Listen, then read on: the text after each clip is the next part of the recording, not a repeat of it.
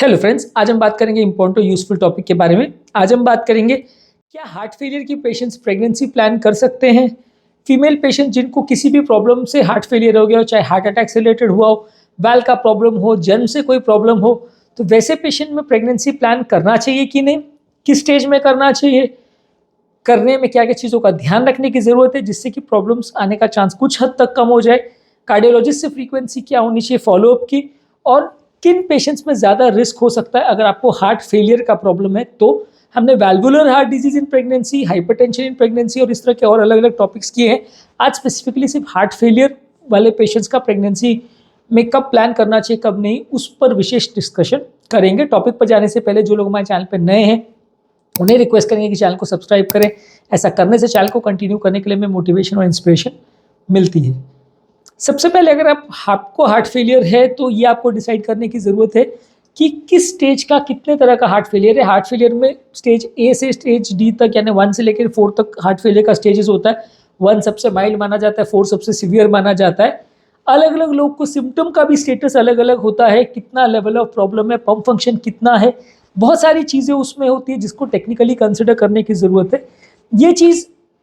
Obviously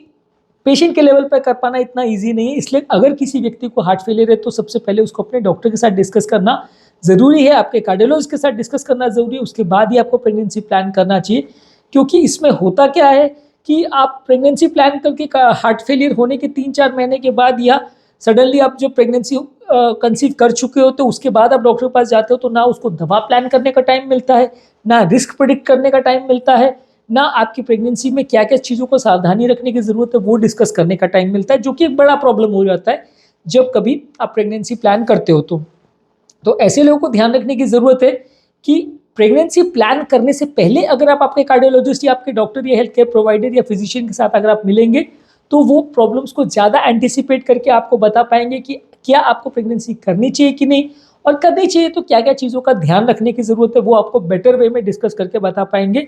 आप pregnancy plan करने के 4 महीने या 6 महीने के बाद जाओगे, जब अबॉर्शन के लिए भी बहुत लेट हो चुका होगा, तो कई बार दिक्कत हो जाएगी। हमारे यहाँ पे बहुत ज़्यादा कॉमन है कि फीमेल पेशेंट्स 4-6 महीने के बाद हमारे पास आती है जिनको वाल्व का सीवियर प्रॉब्लम होता है या हार्ट बुरी तरह से फेल होता है, पंपिंग 20-30% होता है। फिर वो आते हैं हमारे पास और उस समय में प्रेगनेंसी को टर्मिनेट करने के लिए उनको बोलना पड़ता है, जो कि अपने आप में बहुत रिस्की हो जाता है, क्योंकि उस समय वो टर्मिनेशन का ऑपरेशन भी बहुत रिस्की है। जो भी हार्ट टॉलरेट करे वो भी बड़ा मुश्किल माना जा सकता है। तो ये एक बड़ा इशू है कि प्रेगनेंसी फर्स्ट मंथ हो या आपको जैसे पता चल रहा है कि आपका मेंसेस मिस हो रहा है, उस समय आप तुरंत डॉक्टर को जाके प्लान करना चाहिए। अगर प्लान्ड प्रेगनेंसी है तो पहले डिस्कस करें। मान लीजिए अनप्लान्ड भी है, सडनली आपने कंसीव कर लिया, आपको पता चल रहा है कि आपका मेंसेस डिले हो रहा है, तो उसी टाइम डॉक्टर को जाके डिस्कस करिए कि अभी प्रेगनेंसी जस्ट हुआ है, कंसेप्शन, तो अभी क्या स्ट्रैटेजी होनी चाहिए, क्या हम प्रेगनेंसी कंटिन्यू रखें कि नहीं रखें, और रखें तो क्या क्या दवाइयाँ लेनी चाहिए, कौन सी नहीं लेनी चाहिए, उसको आप प्लान कर सकते हो। नेक्स्ट इंपॉर्टेंट चीज़ है कि मेडिसिन जो है वो आपके डॉक्टर प्लान आउट करेंगे, क्योंकि कुछ हार्ट फेलियर की मेडिसिन जैसे कि रास इनहिबिटर ग्रुप ऑफ मेडिसिन है, यानी कि रामिप्रिल, एनाराप्रिल, कैप्टोप्रिल, ये ग्रुप की मेडिसिन है, या और आर्नी ग्रुप की मेडिसिन है, valsartan, सैक्यूबिट्रिल, ARB group of medicine जो कि बीपी में भी काफ़ी कॉमनली देते हैं, लोसार्टन, वैल्सार्टन, कैंडिसार्टन, ये सारी मेडिसिन है। ये सारी हार्ट फेलियर में हर स्टेज में मना है, कॉन्ट्रा इंडिकेटेड है, तो आप इसको नहीं दे सकते।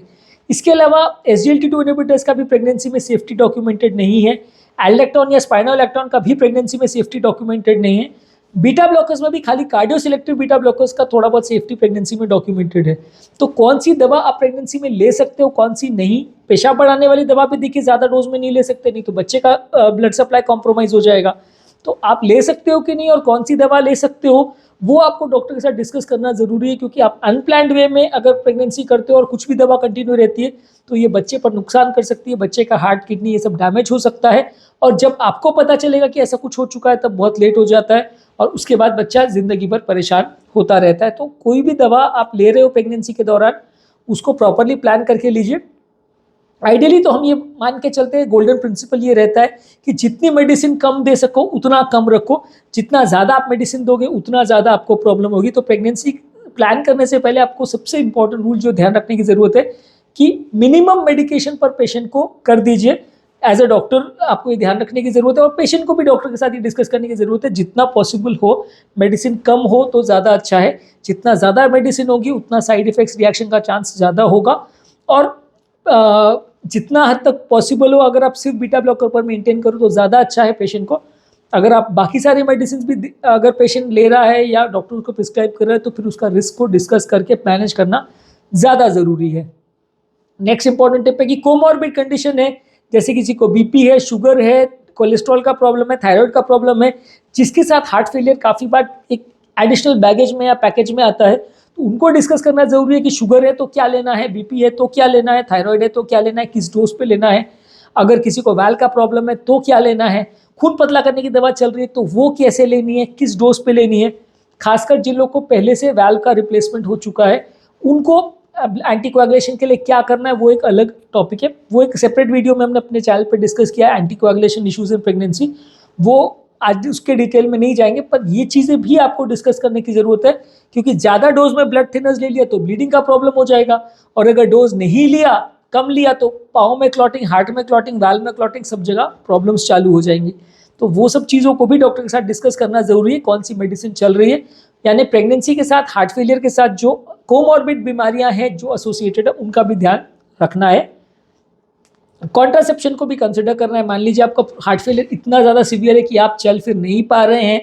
तो उसको हाई रिस्क प्रेगनेंसी की कैटेगरी में रखा जाएगा। मान के चलिए जिन लोग का पंप फंक्शन या इजेक्शन फ्रैक्शन 40% से कम है और जिनको चलने फिरने में या रूटीन एक्टिविटीज़ करने में सांस फूल रही है, पल्मोनरी आर्टरी प्रेशर ज़्यादा है, वाल्व में सीवियर डैमेज या लीकेज है ऑलरेडी या सीवियर स्टेनोसिस है, ये लोग को प्रेगनेंसी का हाई रिस्क कैटेगरी में माना जाएगा और इनको एडवाइस किया जाता है कि प्रेगनेंसी ना करें तो ज़्यादा अच्छा है, क्योंकि ये सारी ही प्रेगनेंसीज लास्ट स्टेज में बिगड़ती हैं।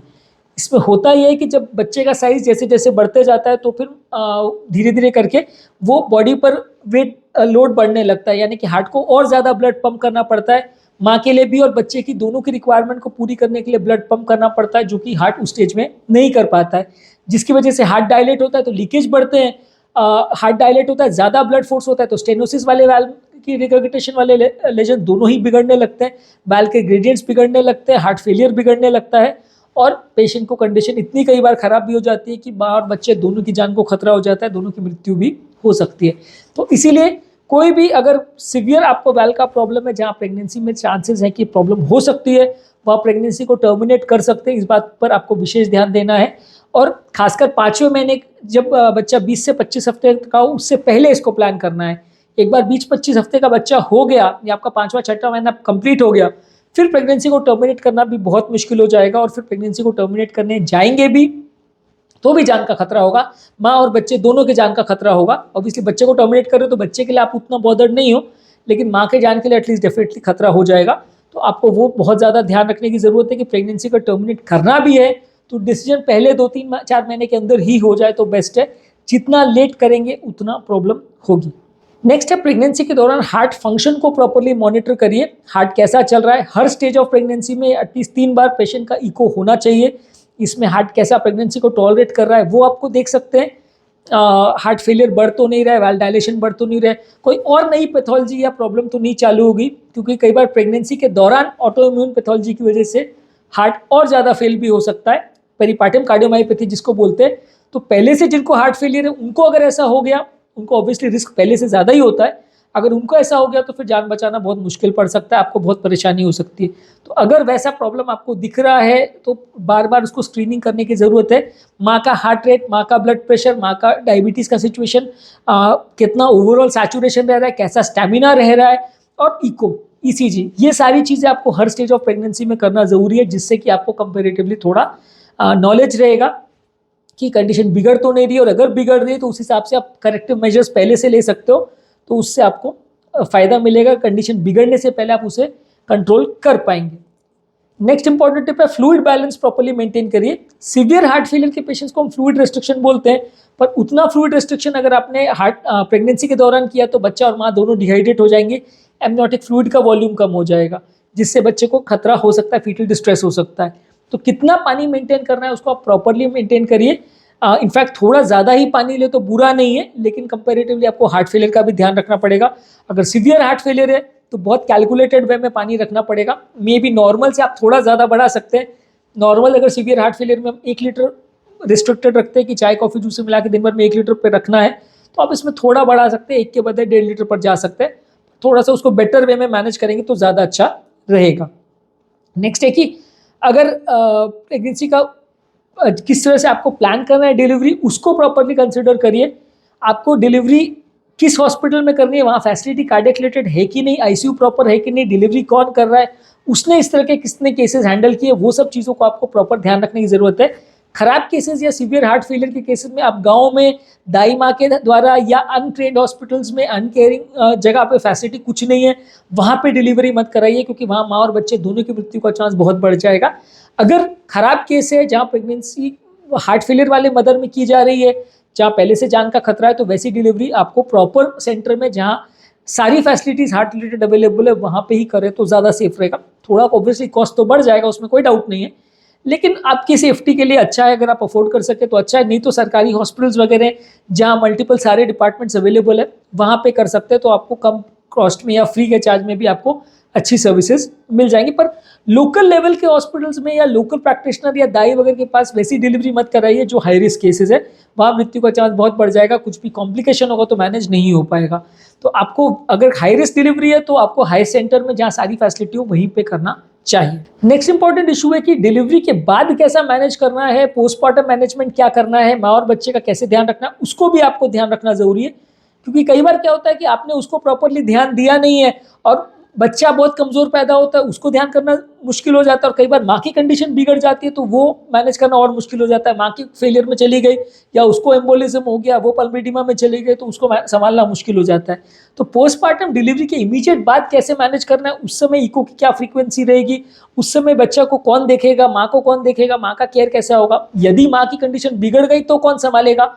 वो सारी चीज़ों को भी पहले से एंटीसिपेट करके प्लान करना जरूरी है। उसको आप लास्ट मोमेंट के लिए छोड़ देंगे तो फिर जब कंडीशन बिगड़ेगी तो संभालना बहुत मुश्किल पड़ेगा, डॉक्टर के लिए भी मुश्किल पड़ेगा और पेशेंट के लिए भी मुश्किल पड़ेगा, रिलेटिव्स के लिए भी मुश्किल पड़ेगा, और बच्चा तो ऑब्वियसली परेशान होगा ही वैसे टाइम पे। तो अगर डिलीवरी के टाइम क्या होता है, बच्चा प्रीमैच्योर होता है तो कैसे प्लान किया जाएगा, और डिलीवरी के बाद माँ की कंडीशन बिगड़ती है या कोई कॉम्प्लिकेशन होता है जो पहले की से ही काफ़ी चांस है हार्ट फेलियर के पेशेंट में, तो उसको कैसे मैनेज किया जाएगा, ये सारी चीज़ों को पहले से प्लान कर लेंगे तो ज़्यादा अच्छा रहेगा। इसके अलावा कुछ लोग को अगर कंजेनाइटल कंडीशन है जिसकी वजह से हार्ट फेलियर हो रहा है, कोई जेनेटिक प्रॉब्लम्स है, तो वैसे लोग को जेनेटिक काउंसलिंग भी करना ज़रूरी है कि अगर माँ और बाप दोनों को उस तरह का प्रॉब्लम है तो वैसे लोगों को प्रेगनेंसी प्लान नहीं करनी चाहिए, क्योंकि दोनों जीन्स एक साथ अगर आएंगे तो बच्चे को ट्रांसमिट होने का प्रॉब्लम बढ़ सकता है। इसके अलावा बच्चे का भी प्रॉपरली स्कैन हो जाना चाहिए। 5वें महीने में बच्चे का एक बेसिक अनॉमली स्कैन होना चाहिए और 7वें महीने में एक डिटेल अनॉमली स्कैन बच्चे का होना चाहिए, क्योंकि माँ को हार्ट का जो प्रॉब्लम है वो बच्चे को भी ट्रांसमिट हुआ है कि नहीं वो देखना जरूरी है। ऑब्वियसली हार्ट अटैक वाले पेशेंट में ये उतना एप्लीकेबल नहीं है, क्योंकि हार्ट अटैक का जो जेनेटिक प्रीडिस्पोजिशन है वो उतना इंपॉर्टेंट नहीं है, और ऐसा नहीं है कि माँ को हार्ट अटैक हुआ तो बच्चे को माँ के पेट में हार्ट अटैक हो जाएगा, वैसा बिल्कुल नहीं होगा। अनलेस किसी को कोई कंजेनाइटल बच्चे को प्रॉब्लम हो, ऐसा बहुत बहुत रेयर एल्कापा सिंड्रोम और ये सब में होता है, पर वो चीज़ें आपको कंसिडर करने की ज़रूरत नहीं है, वो बहुत रेयर, अगर वैसा कुछ मिला तो आपको फीटल स्कैन के दौरान पता चल जाएगा। पर उस तरह की पैथोलॉजीज के लिए भी आपको एक बार एटलीस्ट स्कैन कर ले तो सेफ रहेगा। माँ को अगर कोई ऑटोइम्यून पैथोलॉजी की वजह से, कोई वाल्व की बीमारी की वजह से, या कोई जन्म से विकृति है खासकर, वैसे केस में बच्चे को है या नहीं, तो आपको उसके लिए बच्चे का स्कैनिंग करेंगे तो आपको ज़्यादा बेटर पता चलेगा, आप ज़्यादा बेटर वे में प्लान कर सकते हो। बच्चे का स्कैन एक 5वें महीने में होना चाहिए और एक 7वें महीने में, और एक्सपर्ट जो फीटल इको करने में या फीटल सोनोग्राफी करने में एक्सपर्ट है उनके पास ही होना चाहिए। कई बार आप रूटीन जो रेडियोलॉजिस्ट को बहुत एक्सपीरियंस नहीं हो उनके पास अगर करवाते हैं तो कोई फाइंडिंग्स इंपॉर्टेंट मिस होने का चांस रहता है। प्रेगनेंसी का सोशल इम्पैक्ट, फाइनेंशियल इम्पैक्ट और इमोशनल इम्पैक्ट, ये सब चीज़ों को प्लान करने की ज़रूरत है। सोशल इम्पैक्ट मतलब परिवार पर कैसा प्रभाव पड़ेगा, परिवार के लोग कैसे मैनेज करेंगे, कौन चीज़ें मैनेज करेगा, माँ बेड रिडन हो जाएगी तो फैमिली कौन चलाएगा, घर खर्चा कैसे चलेगा, अर्निंग कैसे होगी, बाकी काम कैसे होगा, वो सब चीज़ें भी मैनेज करना ज़रूरी है। फाइनेंशियल इम्पैक्ट भी देखना ज़रूरी है कि बाई चांस माँ को लंबा समय एडमिट करना पड़ता है तो फाइनेंसेस कैसे मैनेज होंगे, कहाँ एडमिट करेंगे, इंश्योरेंस है कि नहीं, ये सब चीज़ों को भी पहले से प्लान करना ज़रूरी है। और इमोशनल इम्पैक्ट को भी मैनेज करना जरूरी है, क्योंकि ऐसा हो सकता है कि लेट स्टेज ऑफ प्रेगनेंसी में माँ को चलना फिरना भी मुश्किल हो जाए, तो उसकी वजह से माँ डिप्रेशन में आ जाए, माँ को इमोशनल प्रॉब्लम हो जाए, जिससे वजह से बच्चे को भी नुकसान हो सकता है। तो emotional impact, financial impact, social impact pregnancy का सब कुछ आपको पहले से प्लान करना जरूरी है। लास्ट मोमेंट में सडन सरप्राइजेज हो जाए तो आपको फिर दिक्कत हो जाती है, फिर आपको मैनेज करना कभी कभी मुश्किल हो जाता है।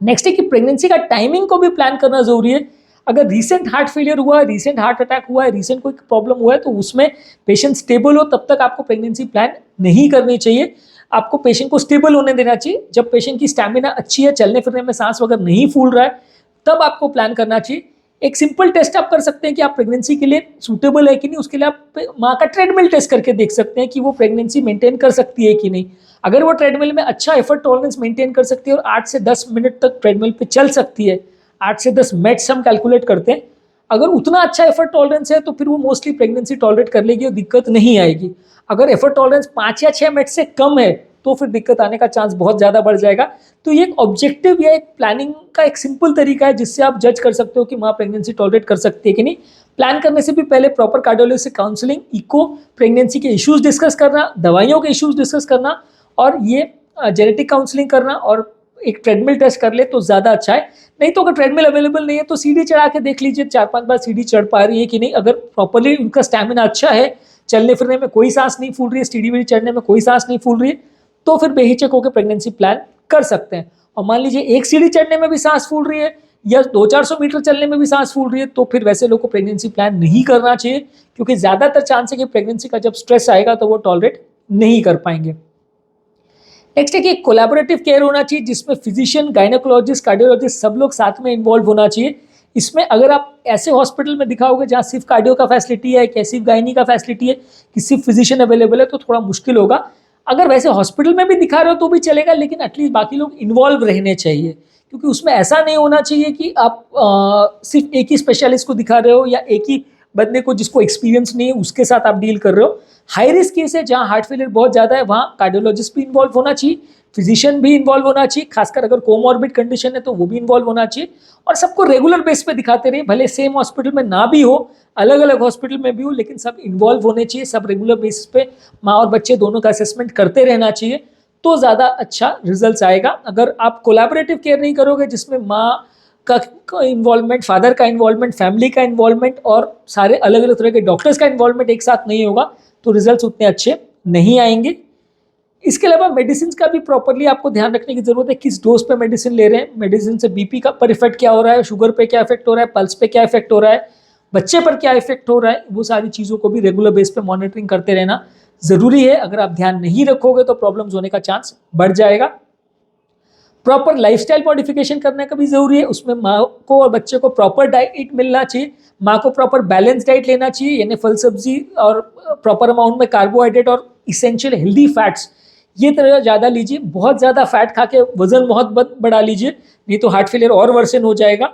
और उस तरह के पेशेंट्स में प्रॉपर पोषण वाला चीज़ उनको मिलना चाहिए, न्यूट्रिशनल डेफिशिएंसी नहीं होना चाहिए। बहुत ज़्यादा नमक और पानी भी नहीं लेना चाहिए, नहीं तो हार्ट फेलियर उससे वर्सन हो सकता है। बहुत ज़्यादा खून पतला करने और गाढ़ा करने वाली जो दवाइयाँ या तत्व या खाद्य पदार्थ हैं वो सब भी नहीं लेना चाहिए। नेचुरल ब्लड थिकनिंग एजेंट्स और नेचुरल ब्लड थिनिंग एजेंट्स पर ऑलरेडी हमने डिटेल वीडियो किया, तो उनका भी आपको थोड़ा ध्यान रखने की ज़रूरत है, क्योंकि ब्लड थिनर्स या थिकनिंग एजेंट्स ऑलरेडी अगर आपको चालू हैं और ये साथ में आपने खा लिया या कर लिया ज़्यादा तो दिक्कत हो सकती है। लाइफस्टाइल को प्रॉपरली अगर मेंटेन करेंगे तो थोड़ा प्रॉब्लम्स होने का चांस कम रहेगा। और एक प्रॉपर सपोर्ट नेटवर्क आप बना सकते हो, एक व्हाट्सएप ग्रुप या एक सोशल मीडिया ग्रुप बना सकते हो, जिसमें इस तरह के हार्ट पेशेंट्स को एक साथ अगर आप रखोगे तो एक दूसरे से लोग एक्सपीरियंस शेयर करके भी कई बार काफ़ी कुछ सीखते हैं। एक दूसरे से शेयर करके डिस्कस करके लोग का डिप्रेशन या एंग्जाइटी भी काफ़ी हद तक कम होता है, तो उससे भी उनको काफ़ी मदद मिलती है। तो आज के टॉपिक में हमने बात किया कि हार्ट फेलियर के पेशेंट्स को प्रेगनेंसी कब प्लान करनी चाहिए, कैसे प्लान करनी चाहिए और इसमें क्या चीज़ों का ध्यान रखने की जरूरत है, उस बारे में हमने डिटेल डिस्कशन की। जो लोग हमारे चैनल पे नए हैं उन्हें रिक्वेस्ट करूँगा कि चैनल को सब्सक्राइब करें, ऐसा करने से चैनल को कंटिन्यू करने के लिए हमें मोटिवेशन और इंस्पिरेशन मिलती है। जो लोग हमारे चैनल पर बहुत डिटेल कंटेंट नहीं देखना चाहते, बहुत लॉन्ग वीडियोस नहीं देखना चाहते, उनके लिए रेगुलर बेस पे हम यूट्यूब शॉर्ट्स अपलोड कर रहे हैं, जिसमें सारे टॉपिक का 1 मिनट ब्रीफ समरी हम आपको देते हैं। आप इस तरह के कंटेंट को देख सकते हैं, सोशल मीडिया ग्रुप्स और फ्रेंड्स, फैमिली, रिलेटिव्स के साथ शेयर कर सकते हैं, ताकि सबको इस तरह के हेल्दी टिप्स मिल सके। और इस तरह के कंटेंट को हम इंस्टाग्राम और फेसबुक पे भी रेगुलर बेस पे अपलोड करें, तो वहाँ पे भी आप हमारे कंटेंट को देख सकते हैं, वहाँ पे भी आप हमें फॉलो कर सकते हैं।